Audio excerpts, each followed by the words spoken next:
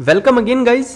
And आज की video आपके लिए बहुत ज़्यादा स्पेशल होने वाली है यार, क्योंकि आज की वीडियो में हम सीखेंगे कि जो रिएक्ट है वो सिंगल पेज एप्लीकेशन तो है, बट वो कैसे है, उसके अंदर की इंटरनल वर्किंग क्या है कि वो हमको एक सिंगल पेज एप्लीकेशन जनरेट करके देती है। और हम ये भी जानेंगे यार कि जो हमारा फोल्डर सेटअप हुआ था रिएक्ट का, उसके अंदर की जो फाइल्स हैं उनका क्या रोल है, कौन सी फाइल क्या करती है।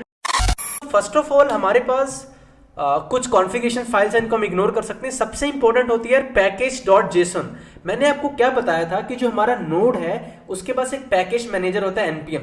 तो यार ये एक ऐसी फाइल होती है जिसमें वो सारे के सारे पैकेजेस की इंफॉर्मेशन होती है जो मैं स्टोर कर रहा हूं, जो मैं यूज कर रहा हूं, उन पैकेजेस के वर्जन्स होते हैं। क्योंकि एनपीएम का जो पैकेज मैनेजर है, जो नोड पैकेज मैनेजर है, वो इस फाइल को यूज करता है ये जानने के लिए कि मैं अपने प्रोजेक्ट में कौन कौन सी सर्विसेज को यूज कर रहा हूं। तो जो भी सर्विसेज हम यूज कर रहे होते हैं उनकी सारी की सारी इंफॉर्मेशन, कौन सा वर्जन उसका हम यूज कर रहे हैं, वो पैकेज डॉट जेसन फाइल में होता है। इसको हम बिल्कुल भी चेंज नहीं करते। ये फाइल हम जो हमारा एनपीएम है वो यूज करता है ऑटोमेटिकली, यहाँ पे वो एंट्रीज करता है, अपडेशन करता है, right. Package lock dot JSON is also similar to package dot JSON, जहां पे थोड़ा ब्रीफ इंफॉर्मेशन होती है।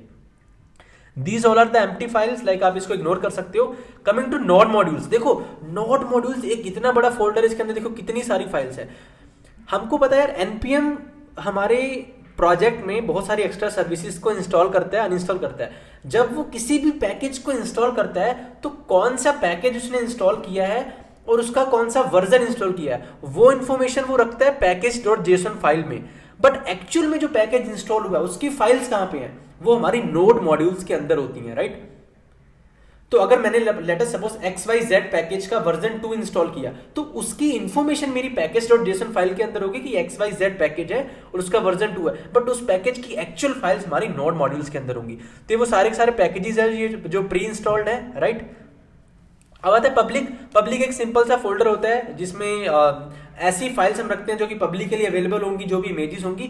और SRC एक हमारा फोल्डर होता है, मेन फोल्डर जो होता है जिसके अंदर हम अपनी चेंजेस करते हैं, जहां पे हम अपनी फाइल्स बनाते हैं, अपना कोड लिखते हैं, राइट।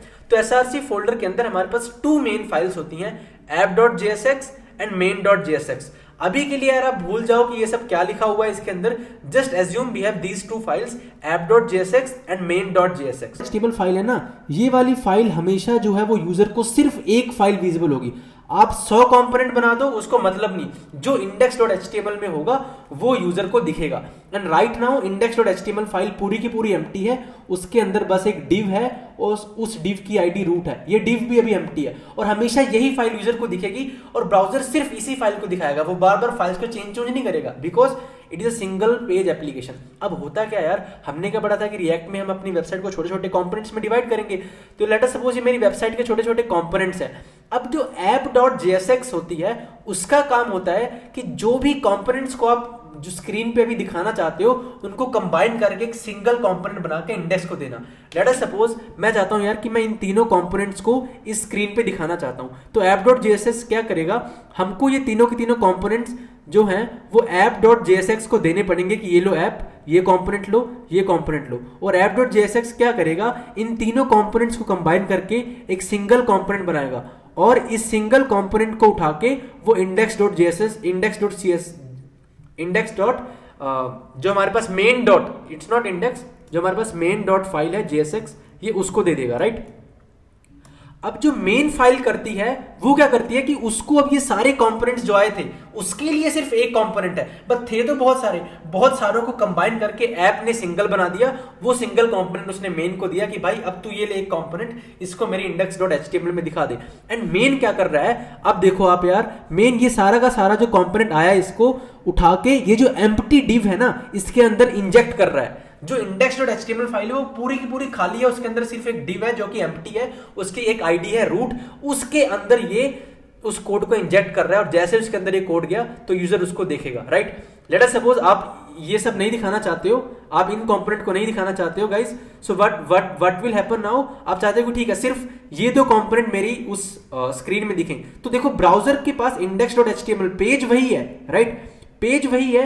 होगा क्या कि जो हमारा app.jsx के अंदर हम ये दोनों कंपोनेंट्स को भेजेंगे, app.jsx क्या करेगा, इन दोनों कंपोनेंट्स को कंबाइन करके एक सिंगल कंपोनेंट बनाएगा और देन उस सिंगल कंपोनेंट जो बन गया, उस सिंगल कंपोनेंट को वो ट्रांसफर कर देगा main.jsx के पास, राइट।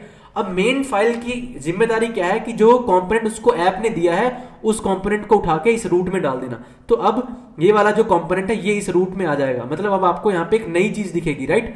तो पेज हमारा रिलोड नहीं होगा, क्यों? क्योंकि फाइल हमारी एक ही है, उसके अंदर का कंटेंट चेंज कर दिया हमारे मेन ने, राइट। तो ये ऐसी वर्किंग हो रही है, इसके कारण सिंगल पेज एप्लीकेशन होती है जहां पे कंपोनेंट्स तो बहुत सारे होते हैं, बट जो जो हमको दिखाना है वो ऐप में जाता है, ऐप उनको मर्ज करके एक सिंगल बनाता है, वो सिंगल हमारे पास मेन के पास जाता है, और मेन उस सिंगल कंपोनेंट को इंडेक्स के अंदर एक index.html फाइल ब्राउजर में यूजर को दिख रही होती है, उसके अंदर एक खाली बॉक्स होता है, उसके अंदर वो उसको डाल देता है, राइट। तो देखो ये काम हमारा हो रहा है यहाँ पे। अगर मैं आपको कोड दिखाऊं, देखो ये हमारी index.html फाइल है, पूरी की पूरी एम्प्टी। देखो बॉडी में कुछ नहीं है, सिर्फ एक डिव है जिसकी आईडी रूट है, इस डिव के अंदर जो भी होगा वो यूजर को दिखेगा, इसकी आईडी रूट है। और देखो सोर्स में जो मेन फाइल क्या कर रही है, वो क्या कर रही है, document.getElement by id root। उसने उस HTML में से उस बॉक्स को सिलेक्ट किया, उस बॉक्स के अंदर उसने कुछ रेंडर किया। रेंडर का मतलब होता है उसको दिखाना, अभी हम पढ़ेंगे आने वाली क्लासेस में। क्या दिखाया? जो भी ऐप कंपोनेंट ने उसको दिया, राइट। तो ये अभी ओवरव्यू है, आप इस कोड को भूल जाओगे क्या कर रहा है, जस्ट मैंने बताया कि फाइल्स कैसे वर्क करती हैं। चलिए गाइज, मैं एक्सपेक्ट करता हूं कि आपको फोल्डर स्ट्रक्चर समझ आ गया होगा, और आपको एक बात और समझ आ जाएगी कि जो रिएक्ट सिंगल पेज एप्लीकेशन है वो काम कैसे करती है।